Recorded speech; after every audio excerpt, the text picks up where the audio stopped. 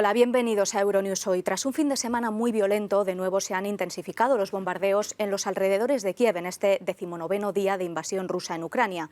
En la capital hay al menos un muerto en el ataque a un edificio de viviendas. El asedio en Mariupol, en el sureste, ha acabado ya con la vida de 2.500 civiles, según Ucrania. Hoy se ha vuelto a intentar abrir una decena de corredores humanitarios, con un éxodo ucraniano que se acerca ya a los 2,8 millones de refugiados. Casi todos son mujeres y niños, por la obligación de los hombres jóvenes de quedarse a defender su país. Y estas personas, los más vulnerables de esta crisis, preocupan a las organizaciones por el riesgo de que caigan en manos de redes de tráfico de personas. Ya se han dado algunos casos de abuso, enseguida lo veremos. En el terreno diplomático, este lunes se ha producido la cuarta ronda de negociaciones por videoconferencia entre Rusia y Ucrania, sin avances, mientras la Unión Europea ha preparado su cuarto paquete de sanciones contra Moscú y la OTAN está reforzando su flanco oriental con la llegada de más soldados a Estonia. Comenzamos con la crónica de esta jornada de guerra en Ucrania, directamente en Kiev, con la enviada especial de Euronews. Fallece al menos una persona y 12 resultan heridas en el bombardeo de un edificio de apartamentos en Kiev este lunes por la mañana. La localidad de Irpin, a 8 kilómetros de Kiev, convertida en una ciudad fantasma con algunos pocos vecinos decididos a quedarse. España podría convertirse en un actor clave para la entrada de gas a Europa ante los planes de la Unión Europea de desconectarse del gas ruso. Más de 8.600 rusos han llegado a Estados Unidos a través de México. Llegan como turistas a territorio mexicano y luego piden asilo en la frontera estadounidense. La guerra no hace distinciones en Ucrania. Este lunes, un edificio residencial de 9 plantas fue blanco de la artillería rusa en un distrito del norte de Kiev, la capital del país. Según los servicios de emergencia ucranianos, hay al menos un muerto y 12 heridos. Nuestra compañera Annelies Borges acudió al lugar. Los residentes de esta zona dicen que no hay instalaciones militares en los alrededores y que hay una escuela a menos de 100 metros del edificio que fue atacado esta mañana. Dicen que están conmocionados y que algunas de las personas que se encontraban en el lugar de la explosión siguen aquí, intentando recuperar las pertenencias que pueden salvar. Un miembro del Parlamento ucraniano ha calificado este hecho como otro acto de terror por parte de Rusia. Annelies Borges in Kiev for Euronews. Ucrania y Rusia reanudan este lunes las conversaciones por videoconferencia. Zelensky dijo ver algunos signos positivos por parte de Rusia. Moscú justificó su ataque con víctimas mortales a una base de entrenamiento militar cerca de la frontera con Polonia, miembro de la OTAN, como un objetivo legítimo. Algo que fue contestado en Twitter por el secretario de Estado de Estados Unidos, Anthony Blinken, que condenó el ataque con misiles añadiendo: la brutalidad debe parar. Al menos 35 personas murieron y más de 130 resultaron heridas. Decenas de soldados heridos por el ataque ruso fueron trasladados a un hospital cercano a la base militar de Yavoriv. El domingo, los medios de comunicación públicos rusos difundieron estas imágenes de lo que aseguraban es una columna de carros de combate rusos que se dirigen a la capital ucraniana. Las autoridades de Ucrania han informado de un aumento de los combates y los disparos en Kiev en los últimos días. Los soldados ucranianos aseguran que se preparan para un ataque mayor por parte de las fuerzas rusas estacionadas al norte de Kiev. El ejército ruso ha intentado varias incursiones en la capital que han desembocado en duros combates en las zonas de Irpin y Bucha, ambos suburbios que conducen a la capital de Ucrania. Están ajustando el tiro disparando sobre las posiciones. Se están preparando para pasar a la ofensiva contra Kiev. Por eso intentan asustarnos. Zelensky, que realizó una visita este fin de semana para levantar la moral a los soldados heridos en un hospital militar de la capital ucraniana, ha vuelto a pedir a la OTAN que imponga una zona de exclusión aérea. Zelensky aseguró que es solo cuestión de tiempo que los cohetes rusos caigan en Estados miembros de la OTAN. Brent Renaud, primer periodista extranjero muerto en Ucrania. Este estadounidense de 50 años fue abatido a tiros en un puesto de control ruso en Irpin, cerca de la capital. Un compañero también estadounidense que resultó herido en el ataque ha contado que su compatriota muerto recibió un disparo en el cuello. Periodista independiente y documentalista, había colaborado en el pasado con el New York Times. Reporteros Sin Fronteras ha exigido una investigación, insistiendo en que los periodistas no deben ser objetivos de guerra. Este no es el primer ataque contra profesionales de la información desde que comenzó la invasión rusa, ni el primer periodista que pierde la vida. Un trabajador de la televisión pública ucraniana murió el 1 de marzo en el bombardeo ruso contra la torre de televisión de Kiev. Irpin es hoy una ciudad fantasma. Está tan solo a 8 kilómetros de Kiev y es testigo de algunos de los combates más encarnizados desde que Rusia invadió Ucrania. Un grupo de vecinos ha decidido quedarse para cuidar a los ancianos y a los animales abandonados. Aquí no queda nada. Ahora recogemos animales callejeros y los alimentamos porque la gente los ha abandonado y se ha marchado. Hay comida. Donde yo vivo hay una chimenea. No puedo entender por qué destruyen esto. Aquí no había nadie. Se fueron antes.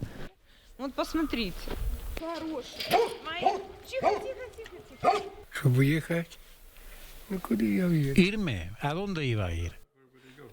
¿A Kiev? No me iré a ningún sitio. Lo que tenga que pasar, pasará. Soy demasiado viejo. Hubo muchos bombardeos esta noche. Esperaba que la línea del frente se alejara de nosotros, de Irpin. Así que decidimos quedarnos. Pero ahora, después de tanto bombardeo, esto es insoportable. Están bajo cero. No hay electricidad. No está claro cuánto tiempo podrán aguantar.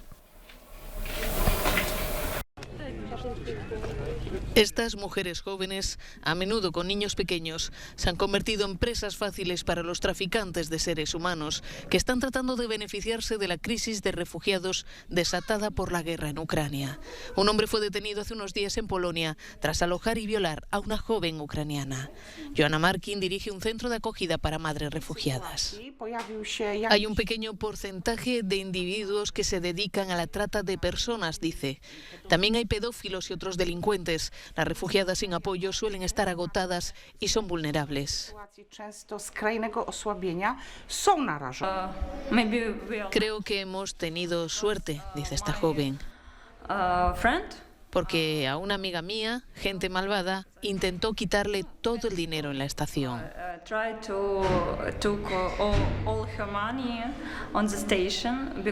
Parecía que querían ayudar, pero no era cierto. Más de 2,5 millones de personas, la mayoría mujeres y niños, han huido de Ucrania desde que estalló la guerra. Su indefensión se ve acentuada por el hecho de no hablar el idioma del lugar al que llegan. Hay muchas propuestas muy peligrosas de diferentes personas. Nos ofrecen ayuda gratis para llegar a cualquier país, para tener un apartamento, tener comida, tener ayuda médica gratis. Pero no es verdad, dice esta mujer.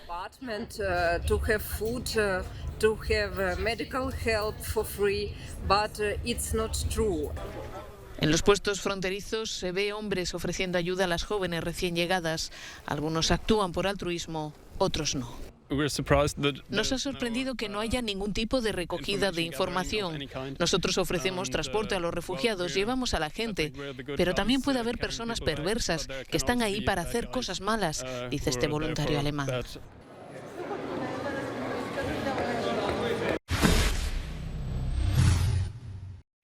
España podría convertirse en la nueva puerta del gas a Europa, ante los planes de la Unión Europea de desconectarse del gas ruso antes del 2030. En la actualidad, España cuenta con el 45% del almacenamiento de gas licuado y 1/3 de la capacidad de regasificación de Europa, que permite convertir el gas licuado en gas natural. Tenemos un sistema extraordinariamente versátil y flexible. Podemos recibir gas desde cualquier procedencia. Este año pasado, por ejemplo, hemos recibido gas de 14 países distintos. Tenemos además 2 interconexiones por gasoducto con Francia, de modo que sin duda somos un actor clave en el panorama de cómo diversificar el suministro de gas natural en Europa.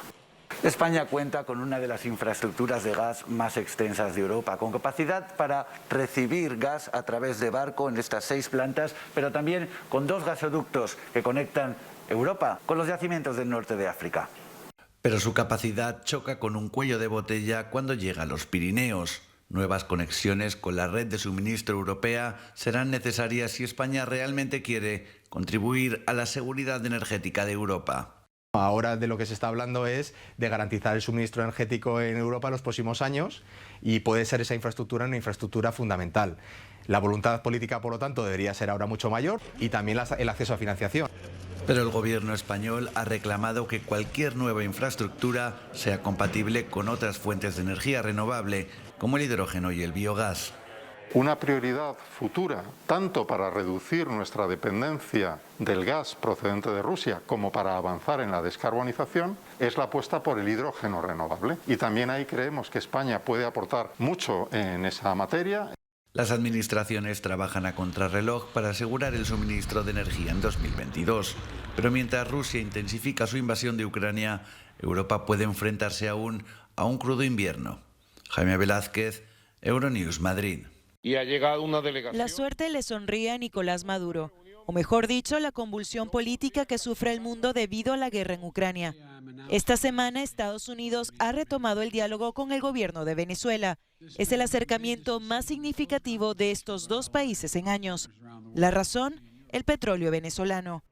Washington ha cortado el suministro de petróleo ruso en su país y busca en Caracas una alternativa para abastecer su demanda. Pero, ¿está Venezuela en capacidad de reemplazar a Rusia en las importaciones de crudo para Estados Unidos? La analista política Giovanna Michele responde. La producción venezolana, según la propia PDVSA, está más o menos en los 850.000 barriles diarios en estos momentos. Rusia le manda a Estados Unidos alrededor de 750.000 barriles diarios. O sea que prácticamente toda la producción de Venezuela tendría que ir para Estados Unidos. Eso no tiene ningún sentido, porque Venezuela tiene compromisos con China. Venezuela además necesita parte de su producción para abastecer el mercado interno. Entonces no hay ninguna posibilidad. Venezuela está lejos de los más de 3 millones de barriles diarios que extraía hace aproximadamente 10 años. Rafael Ramírez, quien fue ministro de Petróleo de Venezuela durante el mandato del presidente Chávez, dice que la producción ha caído en un 84% entre 2014 y 2022 y asegura que PDVSA en realidad estaría extrayendo a duras penas entre 600.000 y 700.000 barriles diarios. Aún si Estados Unidos levantara las sanciones a Venezuela, el país tampoco cuenta con la infraestructura necesaria para aumentar su bombeo este año o siquiera refinarlo, porque Venezuela contará con las mayores reservas de petróleo del mundo, pero es un crudo extra pesado que no puede ser comercializado naturalmente. Por otro lado, el gobierno de Maduro tendrá que decidir rápidamente si acepta hacer negocios con la administración de Joe Biden, porque un día Rusia es un país amigo y el otro un feroz competidor. Así lo advierte el economista Luis Vicente León. Maduro debe entender que cuando Rusia sale sancionado su petróleo, que es mucho y muy bueno, se va a orientar ahora al mismo mercado donde Maduro manda sus 750.000, 500 de los 750.000 barriles diarios. ¿Qué quiere decir? Que Putin puede ser muy amigo de Maduro, pero hoy va a ser su competidor más agresivo en el mismo mercado. Y como en toda normalización de relaciones, las exigencias llegan de ambos lados. Maduro pide el fin de las sanciones y ser reconocido como presidente legítimo de Venezuela. Biden, que se refiere al delfín chavista de dictador, seguirá presionando por garantías democráticas y el regreso de las negociaciones con la oposición.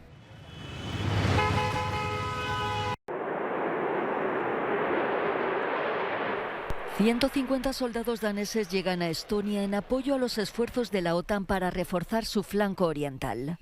Los países bálticos temen ser el próximo objetivo de Putin para expandir el acceso de Rusia al mar Báltico si logra sus objetivos militares en Ucrania. Estonia es miembro de la Unión Europea y de la OTAN desde 2004. Los efectivos daneses han llegado a la base estonia de Amari con equipos y vehículos militares. Actualmente, la presencia avanzada mejorada de la OTAN está dirigida por el Reino Unido y Francia y Dinamarca proporcionan fuerzas de forma rotativa. Nuestro objetivo es proporcionar a la OTAN y a Estonia una demostración real de nuestro compromiso con la seguridad y disuadir a cualquier agresor de interferir en la seguridad de la OTAN. Tengo un gran equipo aquí, es parte de muchos otros equipos que nos mantienen a salvo a todos. Los países bálticos han pedido que las tropas de la alianza estén estacionadas en bases como la de Amari en Estonia de forma permanente. El secretario general de la OTAN ha insistido en que la alianza defenderá cada centímetro de su territorio en caso de que Rusia ataque a un país miembro. La Alianza Atlántica cuenta actualmente con 30 miembros.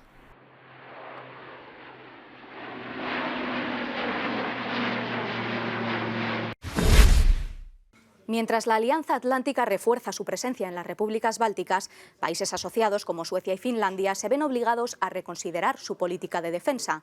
En el siguiente análisis vemos con más detalle sus posibilidades: aumentar el gasto militar o acogerse al paraguas protector de la OTAN. Como un puñetazo en la mesa que hace saltar por los aires todas las piezas del tablero. Eso es lo que ha ocurrido en Europa con la invasión rusa de Ucrania. Aún antes del resultado final de esta guerra, y ya nada es como antes del 24 de febrero de 2022. En su discurso ante el Parlamento Europeo el 9 de marzo, la primera ministra de Estonia, Kaja Kallas, fue tajante al decir que nunca volveremos al statu quo anterior. La invasión de Putin en Ucrania, dijo, ha dado pie a un periodo de inseguridad en Europa que no conocíamos desde 1939. Esa sensación de inseguridad ya ha llegado hasta 2 países escandinavos vecinos de las repúblicas bálticas y que, a diferencia de estas, no forman parte de la OTAN. Suecia y Finlandia eran hasta ayer acérrimas defensoras de su neutralidad, que durante décadas les garantizó seguridad frente a la temida Rusia. Hoy ya no es así. La primera ministra de Finlandia, Sanna Marin, ha anunciado que su país buscará un consenso en los próximos meses para un eventual ingreso en la OTAN, porque entre la población, dijo, hay preocupación y temor.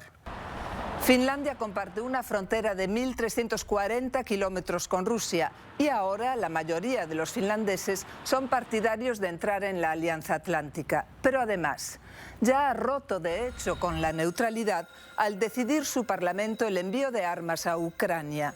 Una decisión sin precedentes en este país, al igual que Suecia. El 1 de marzo el Parlamento sueco aprobó el envío de 5.000 lanzacohetes y equipamiento por valor de 38 millones de euros a Ucrania. Sin embargo, la primera ministra sueca, Magdalena Andersson, rechazó abrir el debate sobre la OTAN al estimar que empeorarían las tensiones con Rusia. En cambio, anunció que aumentará el gasto de defensa hasta el 2% del PIB cuanto antes, sin esperar a 2033, como la vecina Dinamarca. Otra señal de preocupación: Suecia restableció el servicio militar en 2017 a raíz de la anexión de Crimea por Rusia.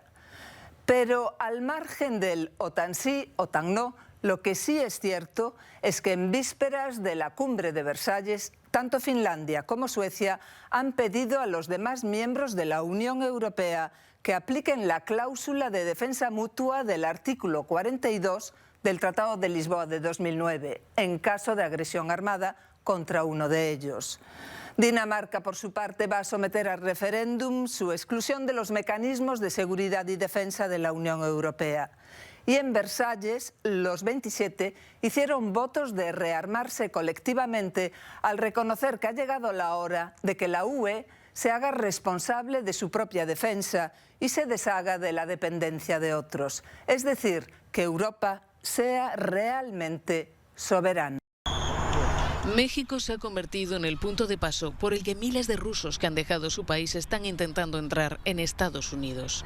Ese fue el camino elegido por Maxim Derso y su hija Ariana, de 14 años. Para ellos el viaje terminó bien. Hoy se encuentran en Los Ángeles. Llegué aquí hace 4 meses, se explica. Es casi imposible conseguir un visado en Rusia para entrar en Estados Unidos. Todas las embajadas estaban cerradas. Mi hija y yo cruzamos la frontera a través de México y pedimos un visado político. La ruta seguida por Maxim es la misma que han elegido al menos 8.600 rusos en los últimos meses. Entran en México como turistas, a menudo a través de Cancún, y desde allí se dirigen a Tijuana, donde compran o alquilan un coche para cruzar la frontera estadounidense por el paso de San Isidro. Lo más difícil, llegar a las llamadas zonas de amortiguación, ya en territorio estadounidense, sin hacerse parar antes por un agente fronterizo. Luego esperan su turno para llegar a las cabinas de inspección, donde agentes admiten o rechazan sus solicitudes de asilo. Desde el año pasado vemos una mayor afluencia de refugiados de Ucrania y Rusia, explica esta abogada especializada en inmigración. Pero dejar atrás tu país y tu vida nunca es fácil. Fue una decisión muy difícil para mí. Intenté ver un futuro en Rusia hasta el último momento. Siempre iba a los mítines y apoyé a Alexei Navalny. Las emociones que siento son difíciles de expresar con palabras. Es miedo, miedo a lo desconocido. Es muy duro, no teníamos otra opción.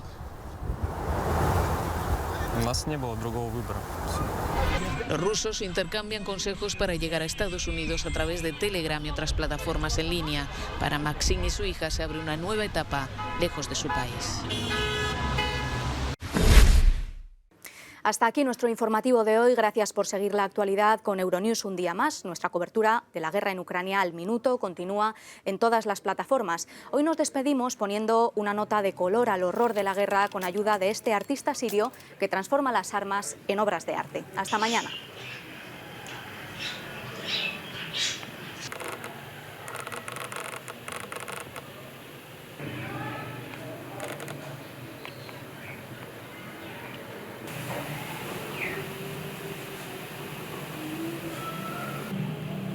الحلوين سوريا أوروبا وأفريقيا وكذا